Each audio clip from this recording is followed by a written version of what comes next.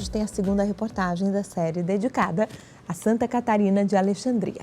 A gente vai conhecer um pouco mais da história da padroeira do nosso estado. Olha só. Do Tribunal de Justiça do Estado até o Monte Sinai são mais de 10 mil quilômetros.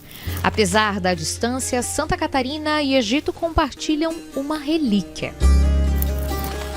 Aos pés do Sinai estão os mais valiosos patrimônios religiosos da história da humanidade. Mas é o ponto mais elevado do monte, batizado de Catarina, que acolheu o corpo da padroeira do nosso estado. Logo após sua morte, aos 18 anos, a jovem Catarina foi levada por cristãos para ser enterrada na Terra Sagrada. Enquanto isso, a veneração à santa seguiu viva pela memória de monges. Ganhou o mundo com a expansão do cristianismo e quando seu corpo foi encontrado séculos mais tarde. Hoje, os restos mortais de Santa Catarina de Alexandria reúnem milhares de peregrinos e visitantes. Entre eles, Moacir Pereira.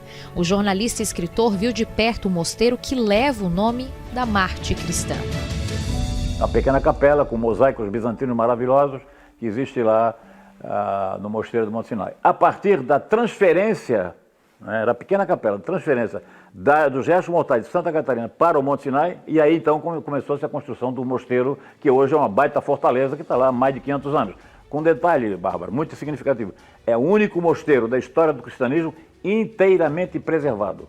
É uma visita assim extraordinariamente enriquecedora, pelos ícones únicos que tem lá, pelos documentos históricos bíblicos que tem lá, entendeu? Cópias do Novo Testamento que tem lá, em diversas, hebraico, aramaico, em várias línguas, árabe, entendeu? Mesmo durante a campanha militar de Napoleão Bonaparte, o mosteiro de Santa Catarina de Alexandria foi preservado, uma ordem do próprio general francês. É que mesmo sem jamais se conhecerem, o exemplo da mártir inspirou a história de luta e independência de uma outra notável jovem guerreira. Minha leitura, porque Joana d'Arc, a heroína da França na Guerra dos 100 Anos, que derrotou os ingleses, a Joana d'Arc também se inspirava em todo exemplo, em toda a pregação e se declarava inspirada sempre em mensagens recebidas de Santa Catarina de Alexandria.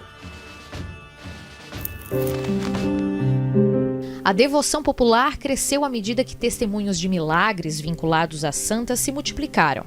Não à toa, nas principais igrejas da Europa da Idade Média encontram-se homenagens, símbolos e ícones dedicados a ela.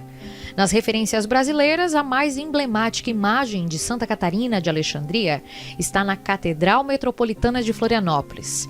É o nosso estado também que abriga duas relíquias da santa. Uma delas fica na Capela Ecumênica do Tribunal de Justiça Catarinense.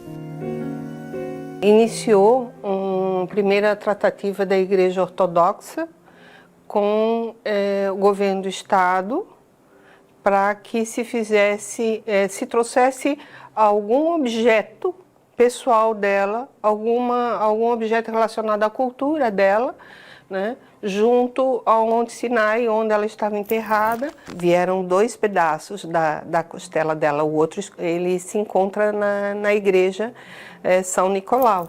E uma conosco, né, e ela poder estar sob o nosso cuidado, na verdade, nos coloca numa situação de justamente levar ao conhecimento da população de quem ela era.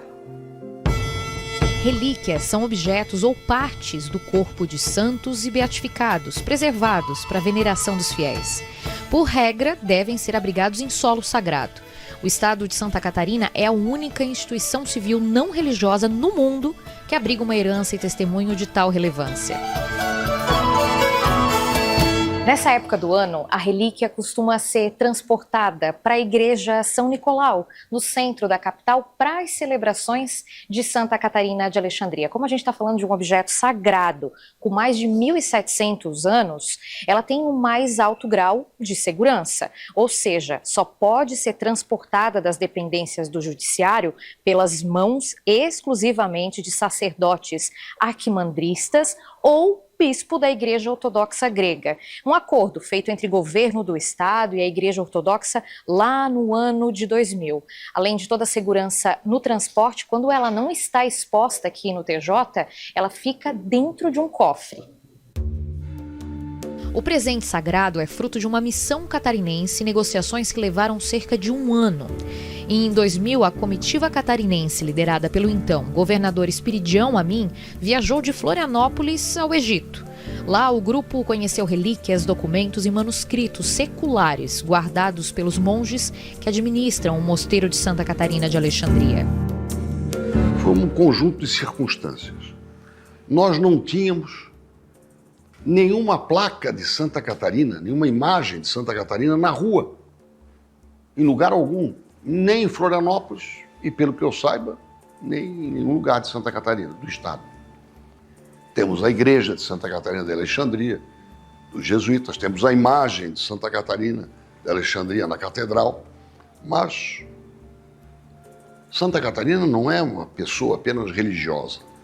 Santa Catarina é a padroeira das bibliotecas, Santa Catarina é a padroeira dos navegadores, dos inovadores, e na história ela chegou à condição de santa porque divergiu, né? Argumentou. Portanto, era uma mulher no sentido pleno da palavra, da cidadania, do ser humano. O que nós nos identificamos nela?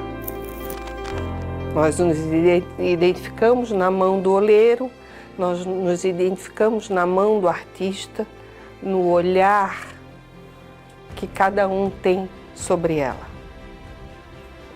Eu a vejo tão grandiosa,